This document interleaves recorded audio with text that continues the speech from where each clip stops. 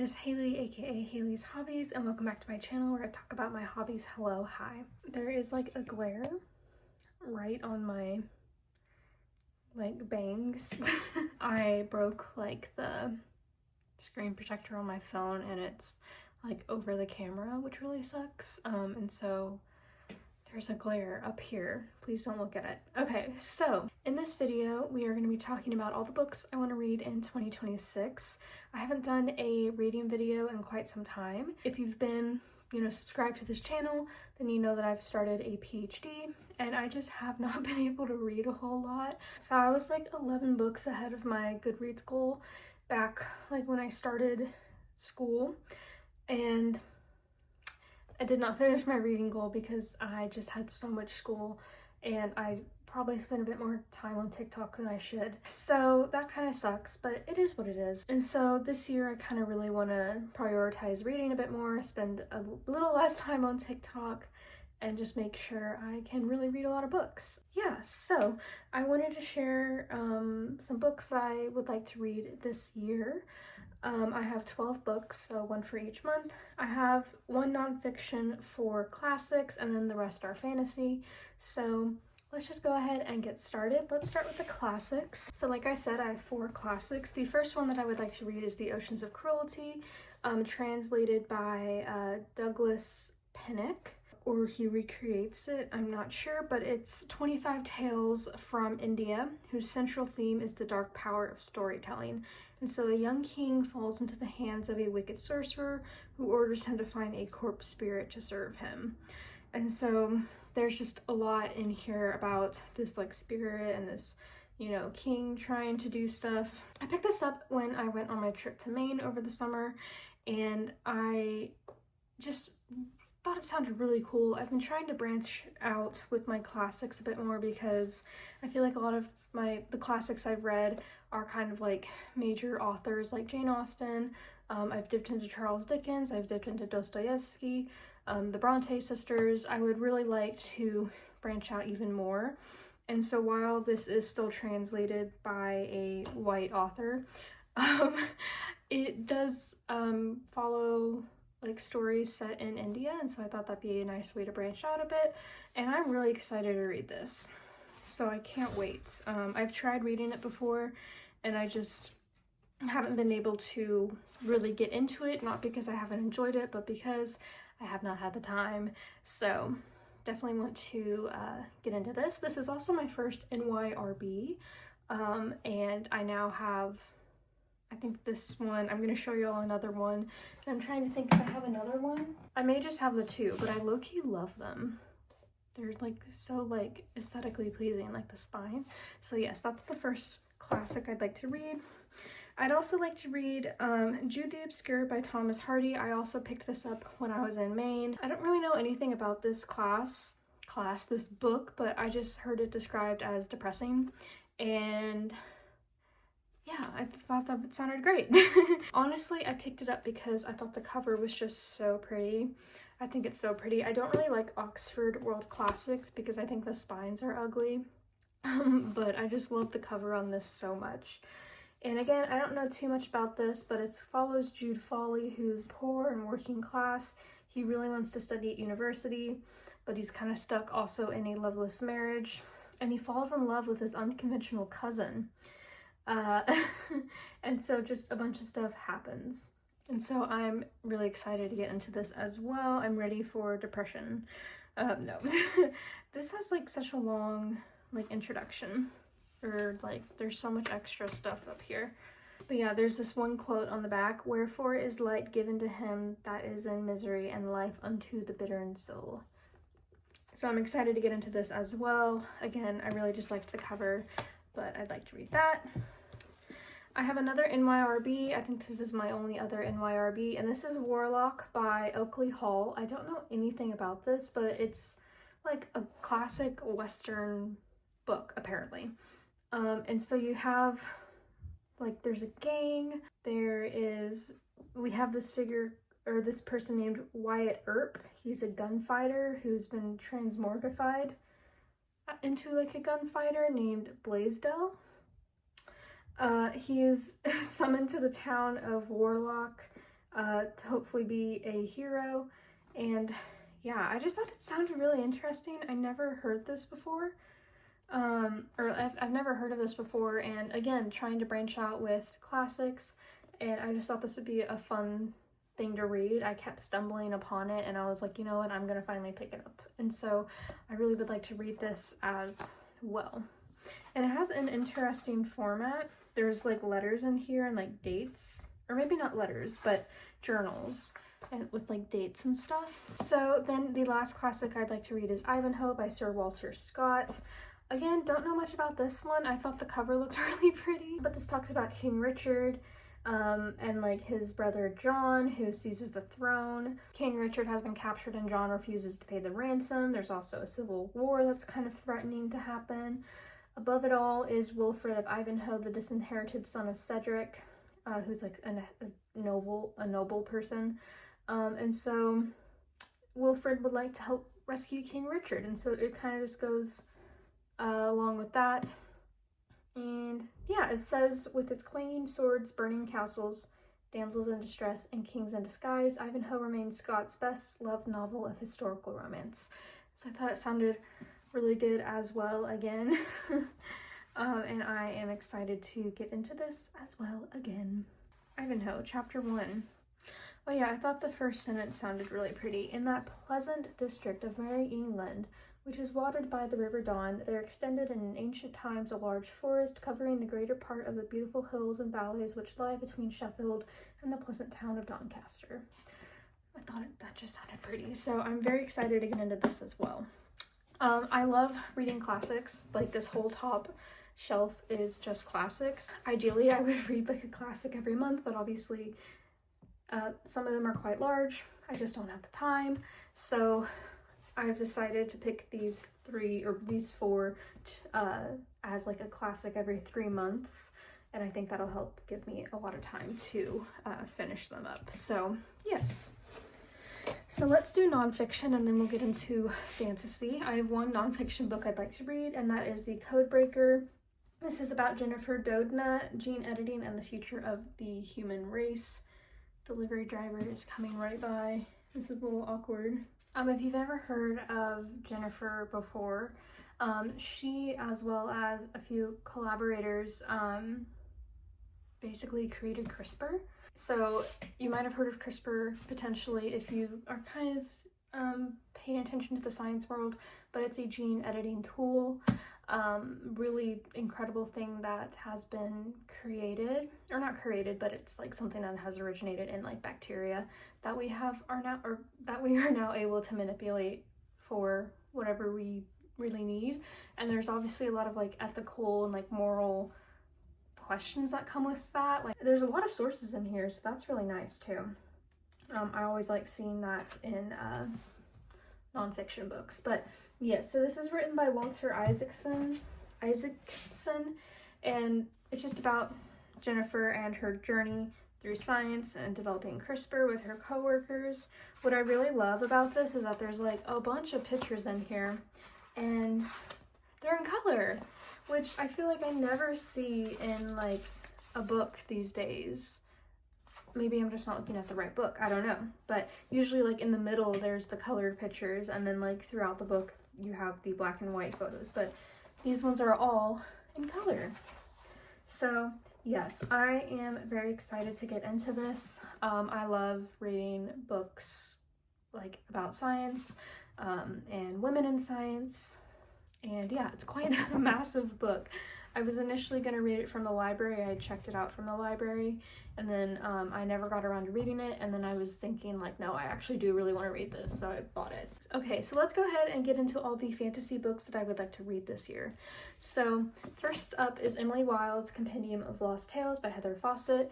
I've read the first 2 books already. I have not read the 3rd book, which is this one. I've read both of the first books as my first book of the year the past 2 years, and so I think it'd be fun to read this as my first book of the year as well.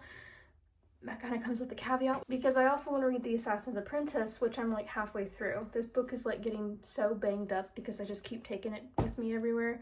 But I would like to read this, and so I'm thinking I might put it on pause for a second so I can read Emily Wilde's, or, you know, read them together. But focus on Emily Wilde.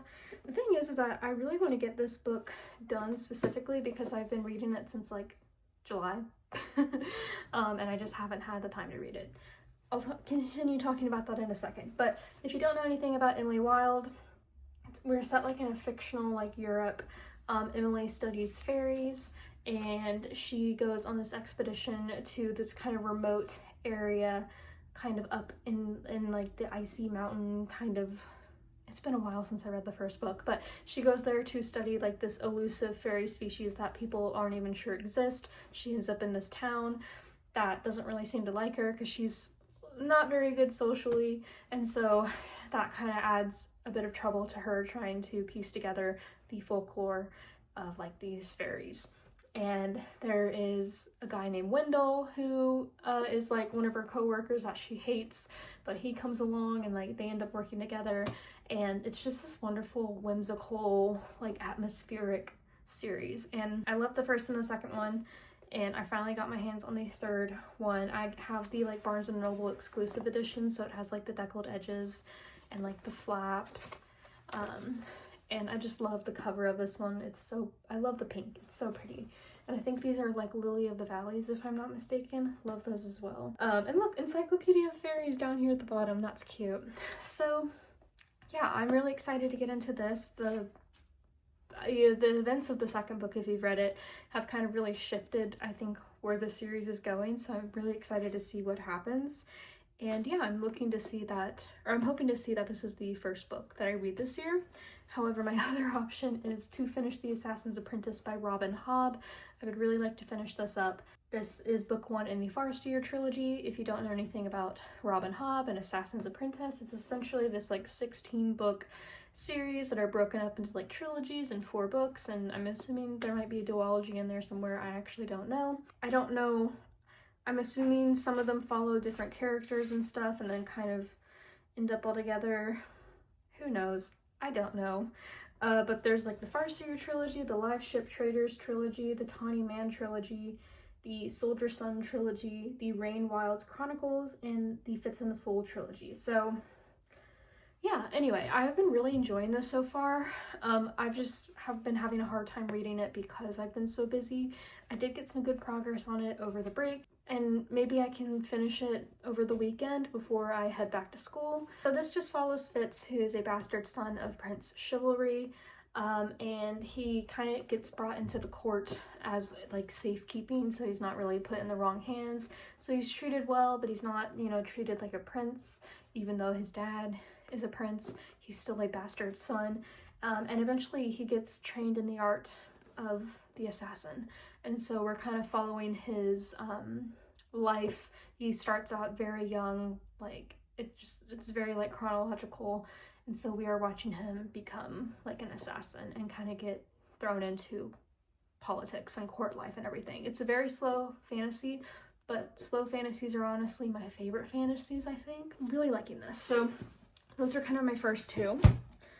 I would also like to read The Rune Lords by David Farland. I don't know anything about this. I picked this up at half price for my birthday last year.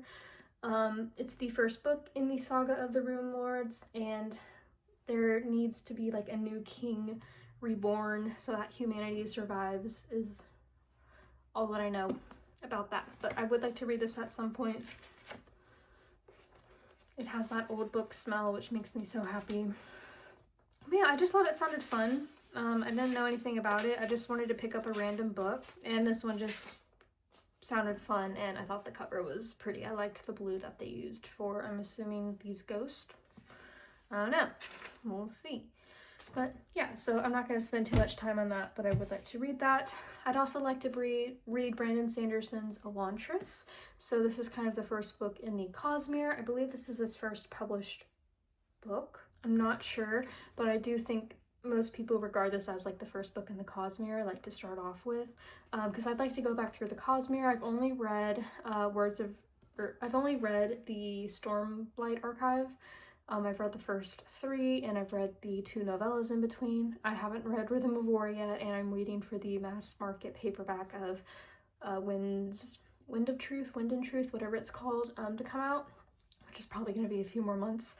But I figured I'd make it through Elantris and maybe if I'm feeling up to it, Mistborn at some point. But I would like to start off the Cosmere again and eventually go back through the Stormlight Archive. And yeah, so not really sure again what this is about, but it is a standalone fantasy, which I don't think I've ever read like a standalone high fantasy before. But we follow like 3 different characters, a prince, a high priest, and a princess. I don't know what else, but that's kind of what we're looking at. So I would like to read this as well. One that I'm really excited for is Dungeon Crawler Carl by Matt Dinneman. This has been making the rounds through BookTube, and I've not seen anybody say anything bad about it. Everyone seems to really enjoy it. You have Carl and his ex-girlfriend's cat, Princess Donut, and what happens is that aliens apparently come to the world and like kill everybody that's indoors, but everyone outside apparently lives, and gets thrown into like this video game-esque situation where they have to make it through different levels to survive in like a dungeon. And so yeah, I'm really excited for this. I've been waiting for it to come out in paperback because it's been in hardback for a while, and I literally was shopping, or I was literally getting groceries this morning at Walmart, and I just felt called to the book section, and I saw this there in paperback. I was so excited, so I'm very excited to get into this. Another book that I'd like to read is The Princess Knight by Kate Jacobs. So this was originally called Medievally Blonde. It's a Legally Blonde retelling, but with like knights and princesses. So again, the cover just really drew me in, and I think that's ultimately why I bought it. And I just feel like it's good like size. It's just nice, you know? Follow Clea and Domhnall. I will learn how to pronounce their names properly if I talk about this book eventually. These 2 are heirs to kingdoms, and they like are an alliance that the gods smile upon apparently, but Domhnall does not want to propose, and so Clea's like, what the hell, dude? And so she follows him to a military academy to try and fix things, and there she meets a warrior named Ronan, and Ronan is intrigued by her, but is like, no, I cannot be with her because like she needs to be with Domhnall. There's war apparently in here, and so I believe this is a standalone fantasy, and so I'm very excited about it. I'm assuming it's a romantasy. It's not really fantasy, I'm assuming, more like medieval times, unless there are some sort of powers in here. I don't know. What would you call this? Like a historical, you know, historical romance, potentially? I don't know, but love the cover and also very excited to read this. And then last but not least, the last book that I would like to read in 2026 is Alchemy in a Cup of Tea. This is the final book in the Tums and Tea quartet. I love this series. It's one of my favorite series. The first book is Can't Spell Treason Without Tea, which I feel like kind of made the rounds on TikTok a little while ago.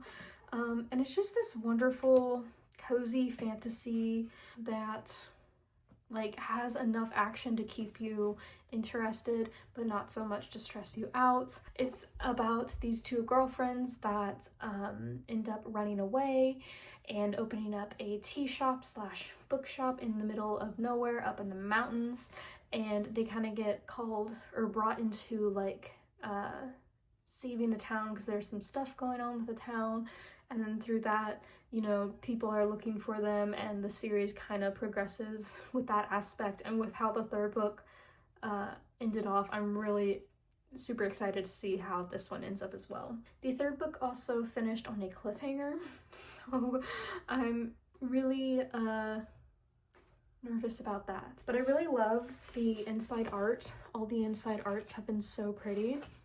I think this might be my favorite one, but I also love the one in A Pirate's Life for Tea, which is what is sticking out on display on my shelf.